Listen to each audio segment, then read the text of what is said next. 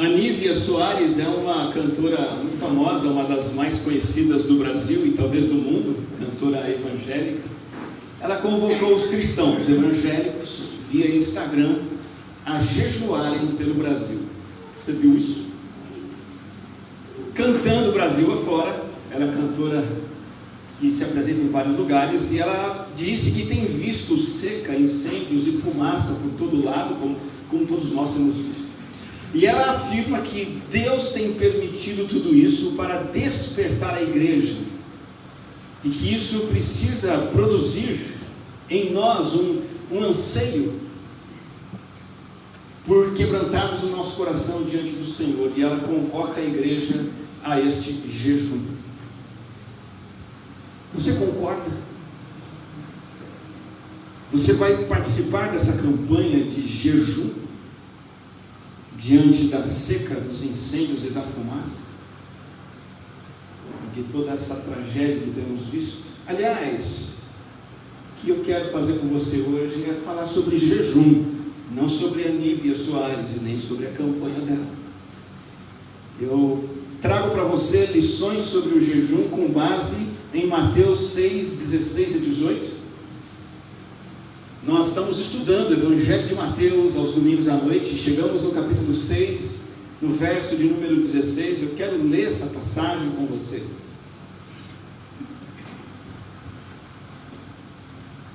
E diz assim o Evangelho de Mateus 6, 16: quando vocês jejuarem, não fiquem com uma aparência triste como os hipócritas, porque desfiguram o rosto a fim de parecer aos outros que estão jejuando. Em verdade lhes digo que eles já receberam a sua recompensa, mas você, quando jejuar, unja a cabeça e lave o rosto, a fim de não parecer aos outros que você está jejuando, e sim ao seu Pai em secreto, e o seu Pai que vem em secreto lhe dará a recompensa. Falo inicialmente do capítulo 6 como um todo contigo. Capítulo 6 de Mateus é Jesus fazendo denúncias contra uma justiça falsa, deficiente, que o Senhor reprova e que não tem recompensa. Essa justiça falsa era praticada pelos religiosos da sua época, como pelos religiosos de hoje, em 3 áreas: na área das esmolas, na área da oração, e agora Jesus aborda a área do jejum. E por que a justiça desses religiosos é reprovada e não tem recompensa? Basicamente, Jesus vai dizer em todas as 3 situações: porque são praticadas com hipocrisia, ou seja, são praticadas de mim para mim mesmo, não para Deus. A finalidade da oração, a finalidade da esmola e a finalidade do jejum é obter algo, especialmente a admiração dos outros e vantagens para si, ao invés de, nesses atos, apresentar a genuína adoração a Deus. Mas Jesus não apenas denuncia o erro, neste capítulo, de maneira muito preciosa e rica, Jesus apresenta a verdadeira espiritualidade que nós devemos praticar. Ele nos ensina isso, a verdadeira espiritualidade em relação aos outros, nas nossas esmolas, na nossa ajuda ao próximo, nos primeiros versículos. Depois, a verdadeira espiritualidade em relação a Deus, ao falar da oração, a partir do verso 5. E agora, a verdadeira espiritualidade em relação a nós mesmos, no jejum. Então o jejum é o terceiro exemplo de verdadeira espiritualidade, que bate de frente, que confronta e refuta a piedade exibicionista. O que caracteriza o verdadeiro jejum? E eu trago essas 3 lições para nosso proveito nessa noite, para que nós sejamos impactados pela graça do Senhor, que o Espírito Santo tenha com o que trabalhar em nós, que é a palavra dele, e que assim seja, e que essas 3 lições nos enriqueçam, não somente na área do jejum, mas em todas as áreas da nossa vida. A primeira lição desse texto é a lição da necessidade do jejum. Não sei como você se sente com isso, mas me parece que o jejum é necessário. E talvez você torça o nariz e diga: eu como bastante. Eu geralmente não fico sem comer. Vamos entender essa questão. Primeira coisa, Jesus não disse assim: se vocês jejuarem. Jesus disse: quando jejuarem. Eu estou dizendo com isso que o jejum é uma obrigação? Não, mas eu estou dizendo que é uma necessidade. E sendo viável a você, você deve praticar. Jesus não menospreza o jejum, porque quando ele refuta as falsas esmolas, a falsa oração e o falso jejum, parece que Jesus está dizendo assim: não, isso não importa. Importa sim, feito corretamente, importa sim. Ele pressupõe, na verdade, que o discípulo jejua. Ele diz assim: vocês, meus seguidores, quando vocês jejuarem, Jesus está mostrando isso. Eu sei que vocês jejuam, imagino que jejuem, e espero que jejuem. É uma parte necessária da vida com Jesus. Jesus espera que pratiquemos como parte da nossa luta pelo domínio próprio. E aí eu trago de novo as três dimensões dos três temas que Jesus abordou. Esmola tem a ver com a minha piedade para com o próximo. Oração é a minha devoção para com Deus. E jejum é uma prática devocional que eu pratico para mim mesmo, diante de Deus. Os patriarcas jejuaram, profetas fizeram jejum, reis de Israel, de Judá jejuaram, Jesus jejuou, os seguidores, os apóstolos jejuaram, os primeiros cristãos no livro de Atos, todos eles jejuaram. O cristão é alguém que não despreza a disciplina espiritual do jejum. Inclusive Jesus diz mais adiante no Evangelho de Mateus, nós vamos chegar lá na nossa série de mensagens, ele vai dizer assim: olha, agora eu estou com vocês, eu sou o noivo, celebrem comigo, mas o noivo vai ser tirado, e quando for tirado, vocês deverão jejuar. Primeira lição sobre o jejum é que ele é necessário. Talvez não na perspectiva da cantora Nívia Soares. A necessidade de jejum, aparentemente para ela, é outra. Mas ele é necessário sim. Tanto para ela quanto para nós, e nós concordamos com isso. Em segundo lugar, a segunda lição que esse texto nos mostra é que o jejum tem um propósito. E trocando em miúdos, o texto vai dizer que esse propósito é o nosso quebrantamento diante de Deus. É a Deus que jejuamos, é ao Pai que nos vem em secreto que nós jejuamos. O jejum não é para autopromoção, mas quebrantamento. Deixa eu falar um pouquinho com vocês brevemente sobre o jejum na religião judaica. Não é esse que nós praticamos. Havia dois tipos de jejum na religião judaica: os obrigatórios, era lei, e os espontâneos. Os obrigatórios tinham aqueles que eram regulares e os excepcionais. Os regulares, todo judeu praticava nas comemorações dos dias de festa mais importantes, dia da expiação, jejum, ano novo, jejum, e por aí vai. Mas havia também os jejuns excepcionais da nação de Israel, que eram convocados diante de situações de calamidade. A chuva da estação não caiu, vamos jejuar. Epidemia veio, vamos jejuar ao Senhor. Guerras, vamos fazer jejum. Pragas de gafanhotos, vamos jejuar. Era obrigatório em toda a nação. Geralmente às segundas e quintas-feiras o jejum era praticado pelo povo de Israel. Esses eram os jejuns obrigatórios, regulares e excepcionais. Mas havia também o jejum espontâneo, em que o fiel, o devoto, ele decidia praticar o jejum de maneira particular. E isso era tido em alta consideração. Se o judeu religioso quisesse exercer autodisciplina moral, religiosa, ou expressar arrependimento pelo seu pecado, se quebrantar diante do Senhor, se ele tinha um pedido importante que ele estava fazendo a Deus, ou estava buscando a vontade e a direção de Deus, estava manifestando sua tristeza, sua oração, sua caridade, ele decidia praticar um jejum, e esse jejum era tido em alta consideração. São propósitos nobres que se corromperam em oportunidades apenas para pomposa exibição de falsa justiça, como diz o versículo 16. Tudo isso que era belo para o povo de Israel se tornou em deterioração. Eles faziam aparência triste, desfiguravam o rosto só para parecer que estavam jejuando. Fariseus, religiosos que Jesus reprovou, diziam que jejuavam 2 vezes por semana e faziam questão de fazer propaganda disso, de postar no Instagram. A sua espiritualidade para todo mundo ver. Então, na esmola, nós vemos o hipócrita tocando trombeta, versículo 2 do capítulo, pode verificar aí. Na oração, nós vemos o hipócrita ficando de pé num lugar visível para verem que ele estava orando, versículo 5.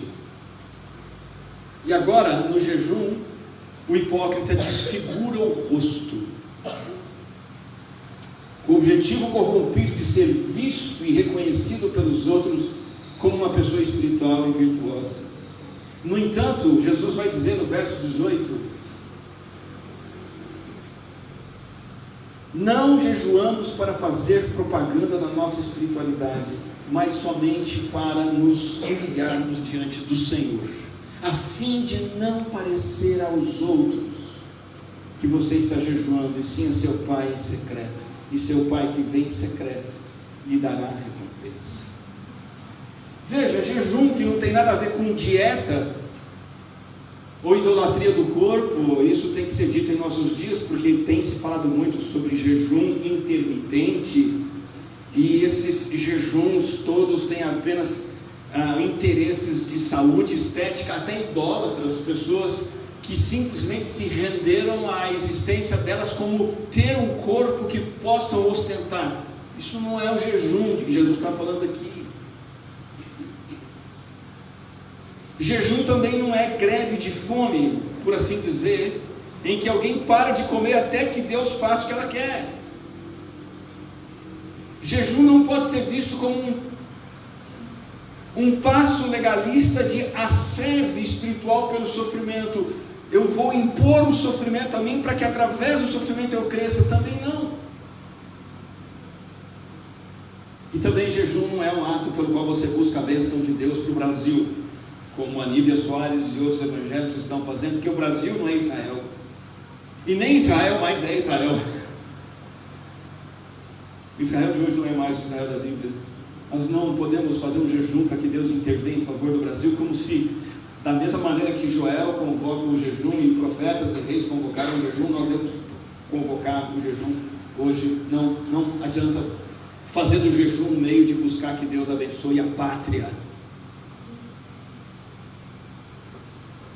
Qualquer jejum centrado nos próprios interesses, aparentar espiritualidade, buscar um mérito, benefício, é distorção e não chega a Deus. Tanto que Zacarias capítulo 7 diz assim: pergunte a todo o povo desta terra e aos sacerdotes, quando vocês jejuaram e prantearam no 5º e no 7º mês, olha isso, irmão, irmã, durante esses 70 anos, a pergunta do profeta: será que foi realmente para mim que vocês jejuaram? E a resposta implícita é não. Durante 70 anos o povo de Israel jejuou e não foi para Deus. Porque jejuavam porque queriam bênção, jejuavam porque queriam aparecer, jejuavam porque era obrigação, jejuavam porque tinham medo, jejuavam porque tinham interesses pessoais. O motivo correto que esse texto nos mostra, e aqui é a parte importante dessa nossa reflexão, é que o jejum, e o propósito do jejum é você se abster ocasionalmente de alimentos, a fim de elevar o corpo em sujeição ao espírito. O jejum é você se abster de algo bom para alcançar algo melhor. O pão que nós comemos na terra não pode ser o fim das nossas vidas. O pão que nós comemos, e por pão eu digo macarrão, eu digo picanha, eu digo Coca-Cola, tudo que comemos é pão da terra, que apenas simboliza o pão do céu, que é Jesus e as coisas de Deus. Então, quando você jejua, você está se lembrando e fazendo uma atividade de domínio próprio, de autoimputação de uma obrigação. Eu não preciso do que é supérfluo, eu não preciso do símbolo, a minha maior necessidade é a essência. E diante disso, eu queria deixar com você 3 impactos tremendos do jejum correto. O primeiro deles é o impacto de você nutrir-se e banquetear-se de Deus e da sua palavra. Através do jejum, você é ajudado a nutrir-se do que realmente nutre você, que é a palavra de Deus. É isso que nos sustenta. Jesus repetiu o que foi dito no Antigo Testamento: não só de pão viverá o homem. Perceba isso na vida de Jesus, como ele se preocupava em deixar de comer de propósito, para que pudesse se alimentar realmente do Senhor. Teve um dia que os discípulos foram no McDonald's, sem Jesus. Foram e voltaram com um McFish para Jesus.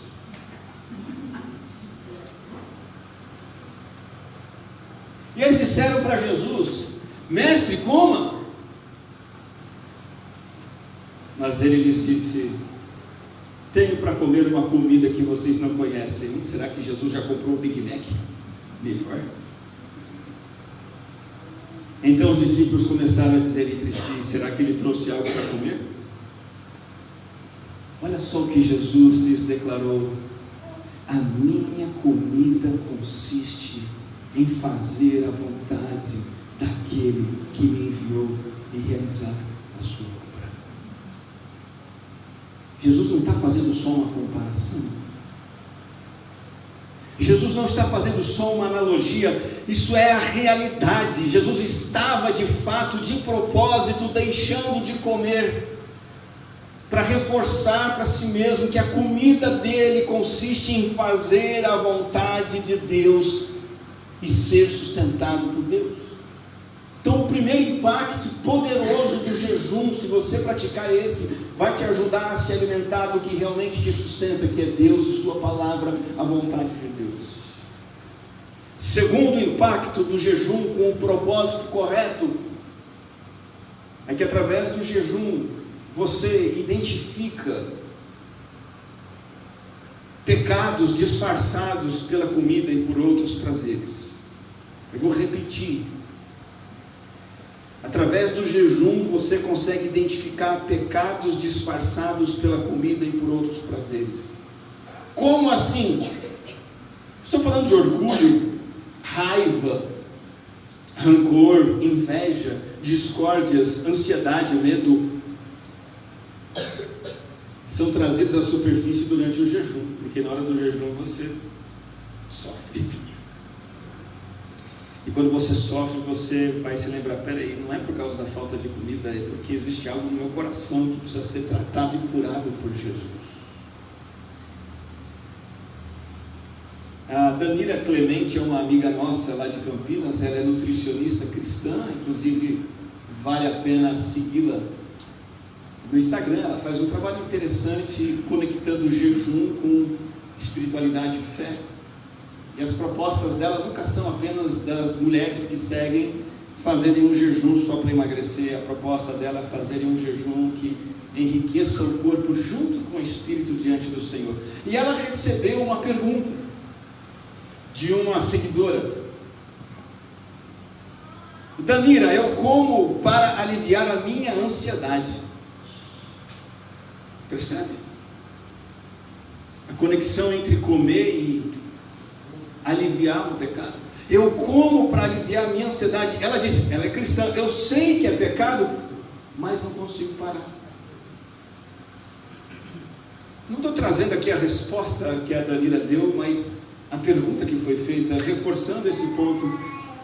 Quando você jejua, você pode então identificar pecados disfarçados pela barriga cheia e por outros prazeres que escondem e camuflam Terceiro lugar, terceiro impacto poderoso do jejum. O jejum ajuda você a se alimentar da vontade de Deus. Em segundo lugar, o jejum com o propósito correto te ajuda a identificar pecados disfarçados pela comida, como a ansiedade e outros. Em terceiro e último lugar, o jejum te ajuda a manter o equilíbrio correto entre coisas prioritárias e coisas dispensáveis. Na minha vida e na sua vida, muito facilmente nós tornamos coisas dispensáveis, nós fazemos delas prioridade.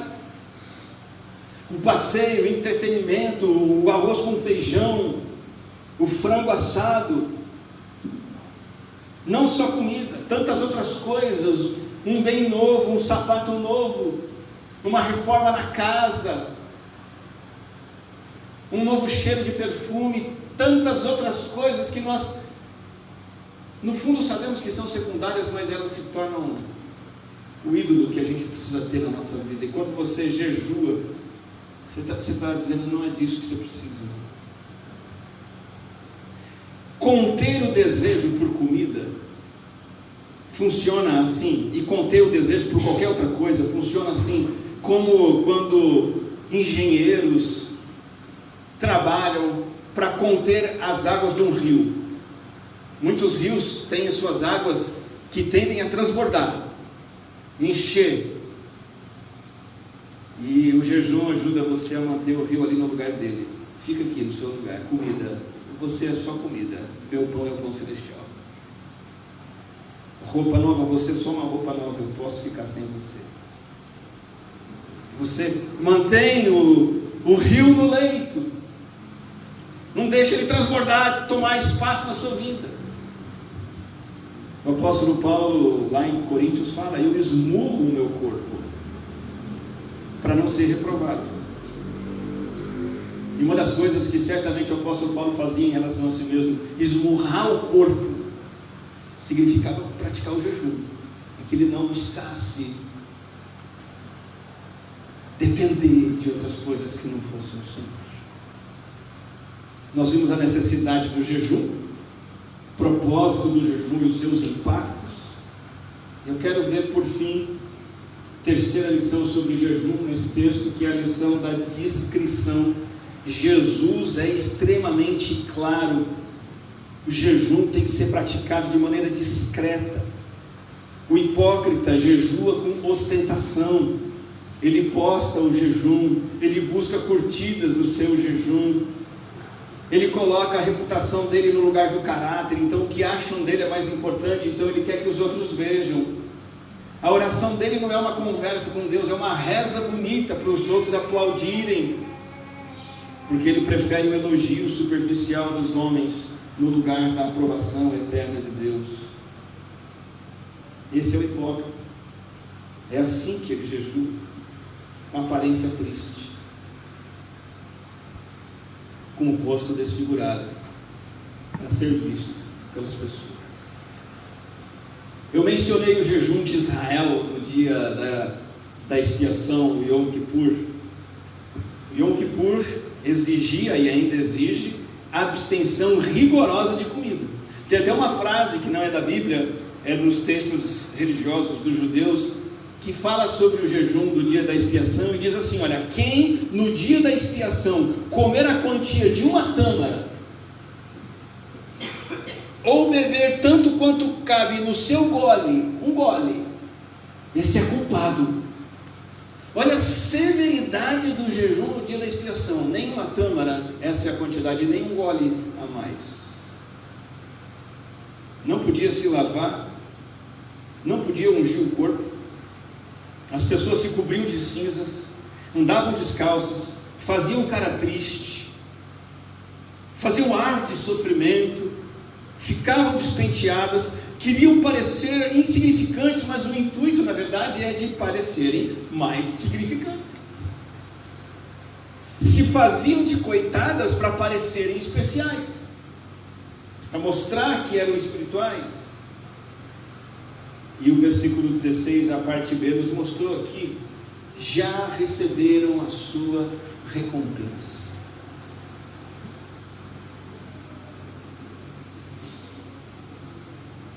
Qual é a recompensa? As pessoas verem. Qual é a recompensa de quem posta alguma coisa na internet? Receber a curtida. Qual é a recompensa de quem jejua para os outros verem? Ser visto, ser admirado, ser aplaudido, homenageado, nada mais. Deus recompensa a hipocrisia? Não, ao contrário, Ele pune a hipocrisia. Então o jejum, de novo, e finalizando com isso, deve ser praticado na presença de Deus, para agradar a Deus, com discrição, não para receber reconhecimento humano. Pode, por gentileza, passar o próximo slide? Quando você jejuar, unja a cabeça. Não coloca cinza, não tira cinzas da cabeça, lave o rosto, passa desodorante, fica cheiroso. Usa talco, seja lá o que for, óleo. Para ninguém desconfiar e imaginar que você está fazendo jejum. Isso aqui não é só sobre jejum. Isso é um princípio que abrange mais coisas. Enquanto as igrejas evangélicas, o que nós vemos na adoração da igreja é performance. Um querendo ter uma performance melhor do que o outro. Línguas, um querendo falar em línguas mais bonito que o outro. Um clamar mais alto que o outro, mais bonito, mais alto. Ter mais eloquência. Entenda uma coisa: nenhum gesto de disciplina espiritual deve ser usado para autopromoção. Pelo contrário, o valor daquilo se perde se você fizer dessa forma. É uma atitude íntima de quebrantamento e um coração curvado diante de Deus que tem que ser feito com discrição. Eu ouvi dizer de um projeto numa universidade nos Estados Unidos, projeto de uma organização cristã com universitários, que incentivou os jovens crentes a irem para a universidade com a Bíblia, mostrando que estavam carregando a Bíblia. Por que o universitário só leva livro de Freud, livro de física, livro de evolucionista, de marxista? Os jovens vão levar a Bíblia. Vamos fazer esse projeto e mostrar que nós levamos a Bíblia? E começaram a andar com Bíblia na universidade. Só que logo alguns jovens estavam andando de propósito com Bíblias grandes, bonitas, maiores, para mostrar que eram bons cristãos. E aí lascou tudo. Veja como é sutil essa nossa tendência da gente se desviar de estar com Deus e aparecer para Deus e aí se mostrar para as pessoas.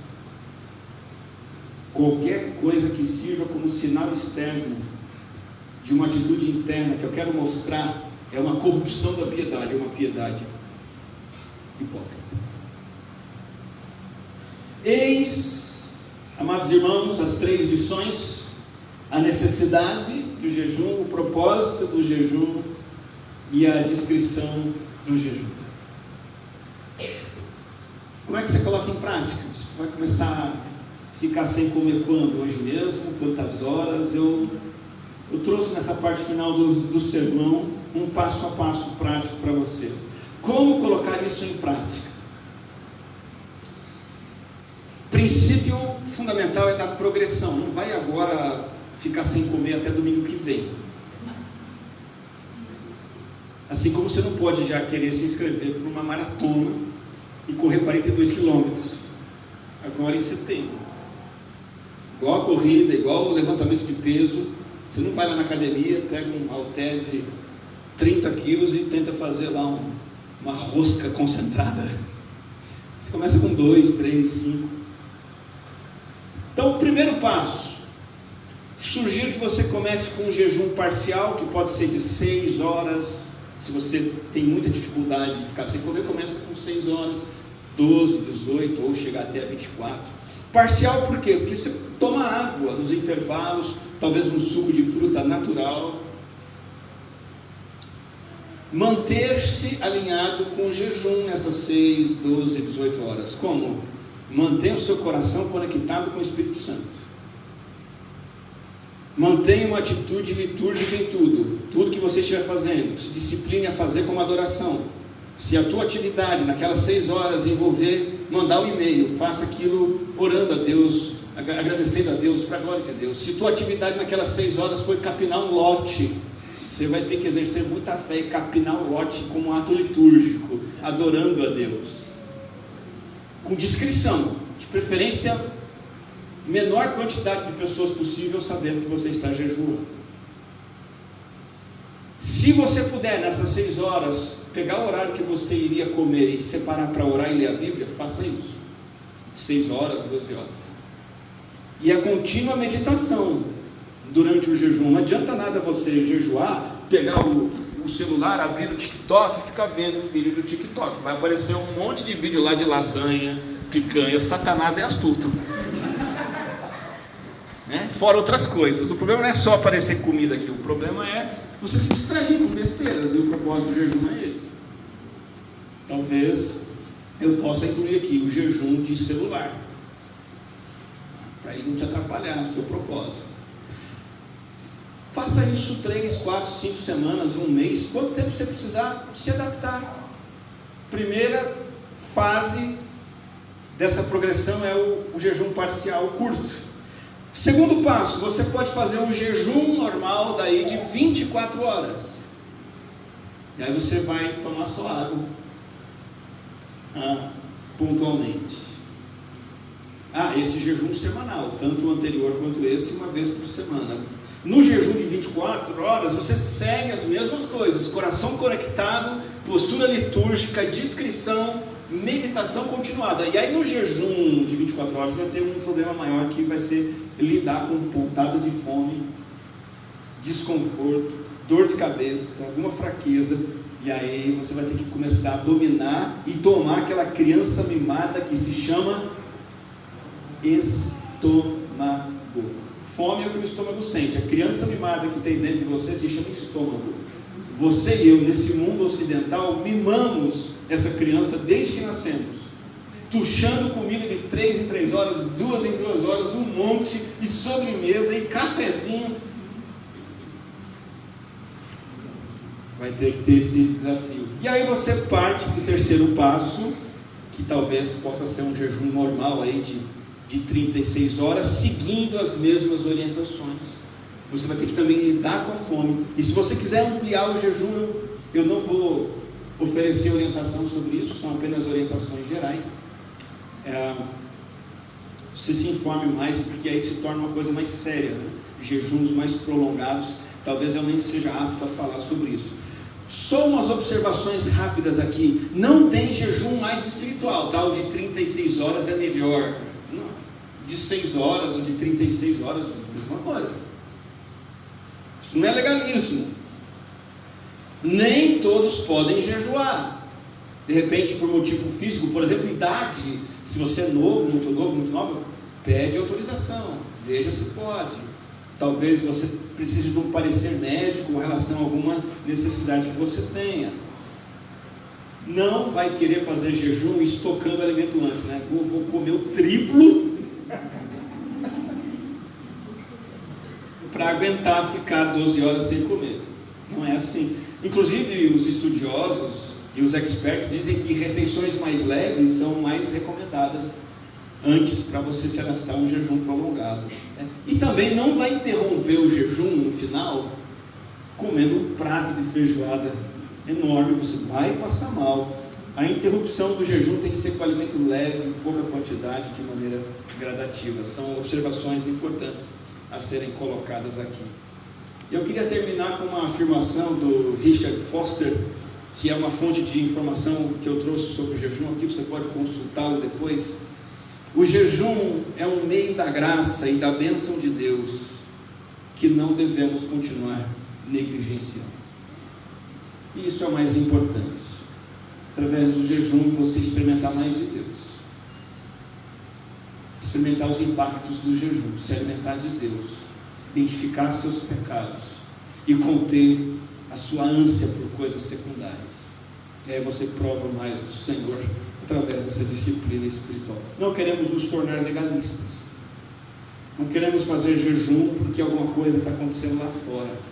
Jesus deixou muito claro: o jejum é uma prática sua com Deus. para você experimentar mais de Deus.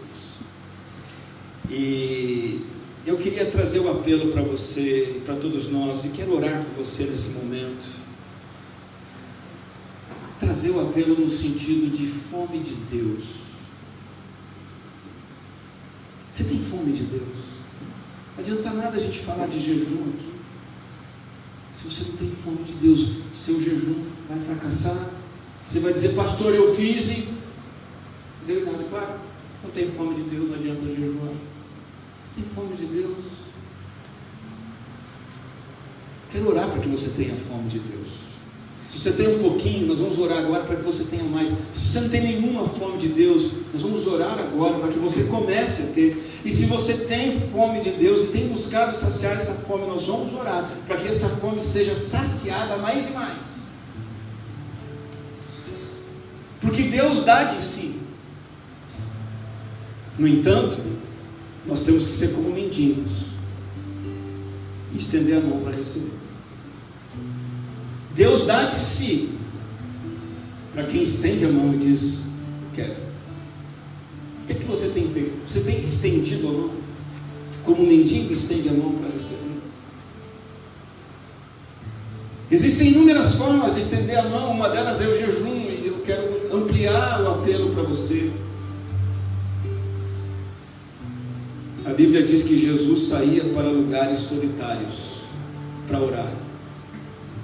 O que Jesus estava fazendo? Estendendo a mão. E ele, que era o próprio Filho eterno de Deus, estava estendendo a mão. Ele saía para lugares solitários, alta madrugada. Para quê? Deus, fome de Deus. Quantos discípulos trouxeram comida? Lembra-se? Eu tenho outra comida para comer. Qual é, Jesus? A minha comida é fazer a vontade do Pai. O jejum é opcional, é necessário, mas talvez você não possa fazer.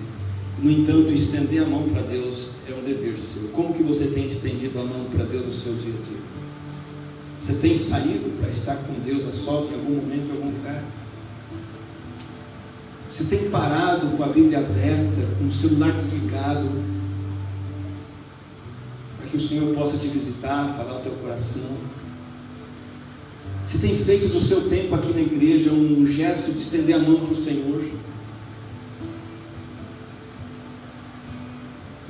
Você tem feito caminhadas de oração, corridas de oração, saído para andar e orar, e Deus me ajuda, me guia, me dirige? Nós temos que estender a mão. Deus quer dar de si, mas você tem que estender a mão e falar: Deus, eu quero mais do Senhor, na minha vida, no meu coração, na minha mente, no meu dia a dia. Nós vamos orar agora mesmo. Eu convido você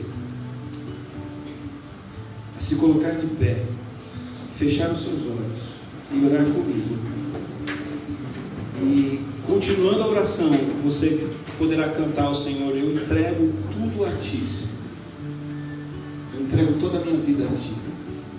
E que a minha comida seja como a comida de Jesus. Fazer a Tua vontade, conhecer e praticar o que o Senhor me diz. Oremos. Ó Pai, dá-nos sede e fome de Ti, Senhor. Que nenhuma ação, obra e gesto, seja do dia a dia, seja do ministério, da vida cristã, que nada que nós façamos seja para sermos vistos pelas pessoas. Nos ajuda a fazer tudo o que fizemos para que o Senhor veja, para que experimentemos de Ti, para que o Senhor se agrade, inclusive o jejum, ó Deus. Creio que o Senhor deseja mover pessoas aqui neste culto para começarem a jejuar, para que comecem a experimentar uma profundidade maior de comunhão com o Senhor, para que comecem a aprender que precisam mais do Senhor do que de outras coisas, além da comida e outras coisas mais. Ó Deus, move pessoas aqui nessa igreja, nesse lugar hoje, para que comecem a praticar o jejum e experimentar mais de Ti. Que em todos nós, ó Deus, haja essa fome do Senhor, esse estender a mão para o Senhor continuamente, para receber de Ti, da Tua presença, da Tua bênção, da Tua paz e da Tua direção. Essa é a nossa oração neste momento, Senhor, em nome do Teu Filho amado Jesus. Amém.